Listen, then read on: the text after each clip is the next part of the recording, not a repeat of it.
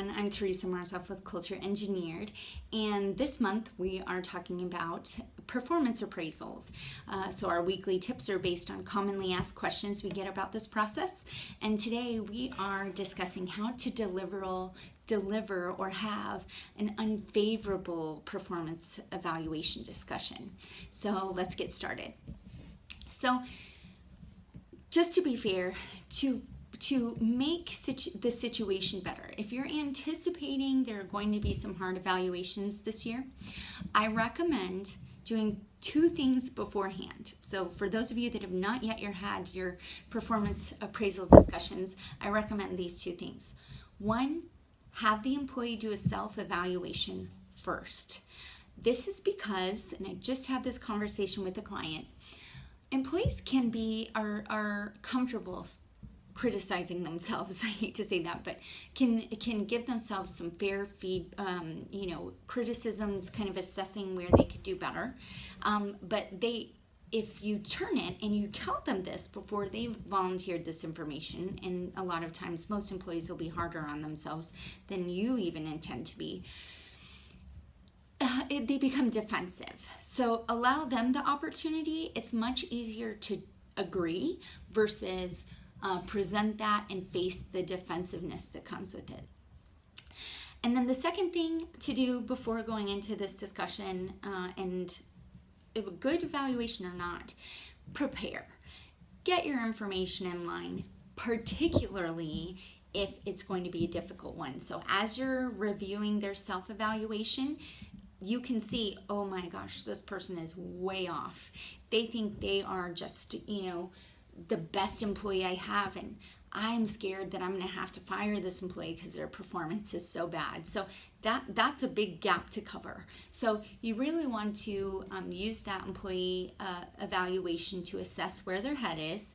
And then second, to get an idea of, okay, where do I need to kind of bring in some support information to show them why I feel differently about their assessment. Not that you're going to argue with them, but your mindsets are different. You need to kind of get on the same page, and data, objective information as much as possible will help do that. So two things before having an unpleasant or unfavorable conversation with an employee. So if you unfortunately are already in this situation, you're walking into the evaluation now, here's some tips on how to handle that discussion so that it will be as effective and valuable as possible.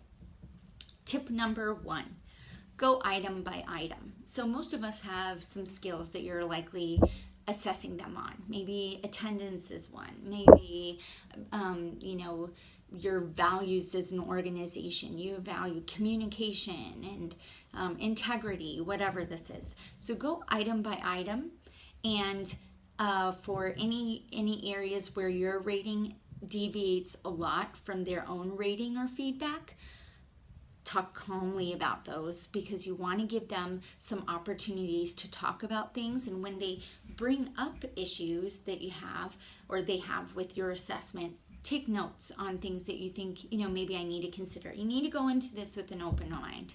So take notes, but go item by item so that one, you can discuss your reasoning for that if it's different than what they clearly expected.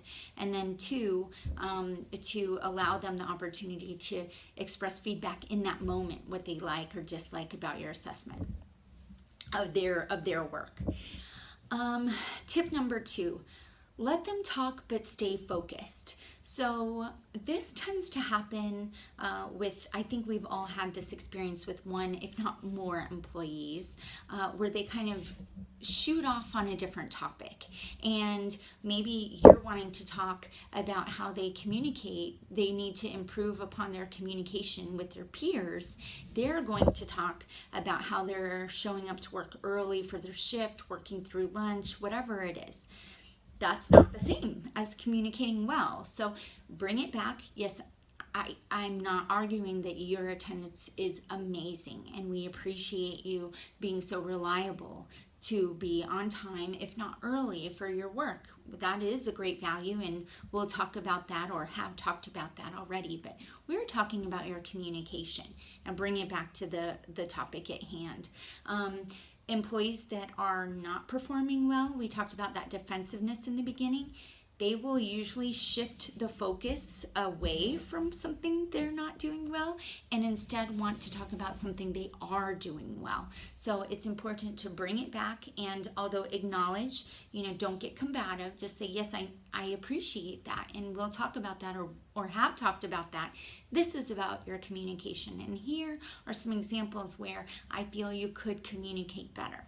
Just using that as an example. So stay focused. Don't go down their rabbit hole with them. Bring them back so you can get through it.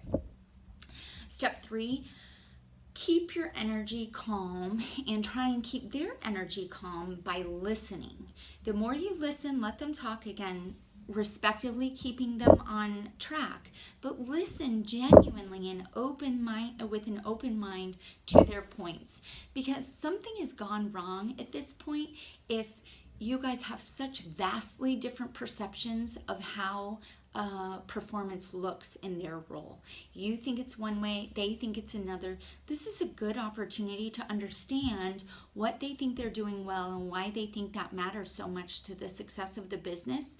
And it will allow you then to explain how, although that is a great trait, it's not essential to the success of the business. It's not critical to the role. So again, listen with an open mind, because the things that they're saying are very important, because the goal here is not to just get them to buy what you're saying, it's to get on the same page. And you both have to compromise in doing that. Not compromise on their performance, but compromise on maybe they didn't understand, or maybe they failed to see the reason why communication is so valuable to their role. Just again, using as an example. So keep energy calm, and know that they can sense when you're just trying to shove your agenda down their throat. That's never going to work. Step 4, or tip number 4, is if the employee implies that you are not being fair. So they say, you know what, no matter what I say, I'm always wrong. Like, it doesn't matter. You just, you know what, you favor Sally, and you're always going to give Sally more, and you look down on me, whatever it is, these comments that come out.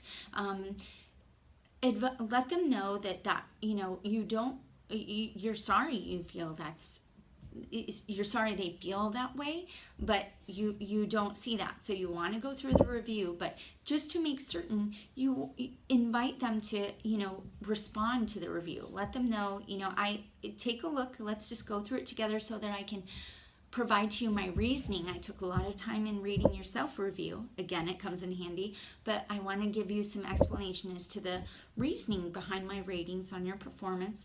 And then, you know what? Let's set up another time to talk where you've had some time to, digest the ratings, and we'll discuss it. Or make notes on the review, and I'd be happy to invite your boss or HR, some objective but authoritative individual in your organization that can help provide some common ground.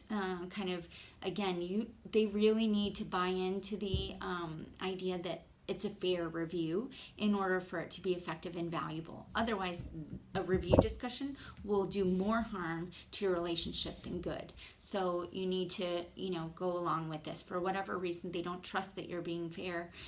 You need to do everything to reassure them that you are possible. Doesn't mean that they'll eventually think that you're being fair. Hopefully that's the goal, but nonetheless, you really need to do everything you can to reinforce that you are being fair. And perhaps, we all have biases, psychological biases. Maybe you're not being fair. It isn't a bad idea to have your boss involved or an HR person involved to make sure that, you're really hearing them out. We're not going to connect with everybody, but being a good leader is about being self-aware and being open to the possibility that, I could do better. I'm going to enlist some help. So that's never a flaw. Fifth tip, if it escalates though to where you can no longer, the employee checks out, push the table back, cross their arms, maybe they're yelling, whatever kind of shutdown, you know that it's gone awry, immediately stop the meeting and do it as calmly as possible. Let them know, you know what, this conversation, I see you're very frustrated. Here's what I think. Here's what we're going to do. I'm going to have someone else, your boss, HR, some authoritative leader figure is part of this, because I don't feel that we're communicating well, and I really feel that you deserve a fair and open review, and I'm not sure why this isn't working. Just be very honest. That's a fair response. So that'll either help diffuse the situation so you can continue on, or reschedule it and have it again. And then that brings me to my sixth and final tip on having an unfavorable review discussion, or giving some unfavorable feedback too. Do not let it linger. This is, unfortunately, we have a tendency, there is an actual bias that says we will look to avoid what is unpleasant, sometimes at all costs. So knowing that you have some good reviews, some fun ones, your top performers, and some not so fun ones, usually your low performers, knowing that you have both of those, it's a good idea to schedule them, mix them up, just for no other reason than maintaining your own energy. Everyone deserves the same energy and attention in a review as the other person. So, schedule it strategically. Do not save all of your unpleasant reviews to the end so that you have zero patience left. Schedule some right in the beginning, knowing that you got those out of the way, and it'll help you gain some momentum moving through the other ones. Also, have some of the fun ones, the positive ones, scheduled up front, because that's likely those people will walk away feeling good, and you'll likely feel good because of it. So don't let it linger. It's always worse when you put it off. So just get it done, and focus on shifting that person's mindset on what they can do to do a good job in your organization and see success, and spend less time on what they've done thus far and how it did not help their situation. So again, those are our tips this week. Next week, we'll be back with our fourth installment, talking about steps to making an overall valuable review. So walking you through that process so that you can maximize that interaction. So if you have some unique needs or something that we didn't address in these weekly tips, please reach out to Culture Engineered. We're happy to help you with that. Otherwise, look forward to seeing you next week. Thank you.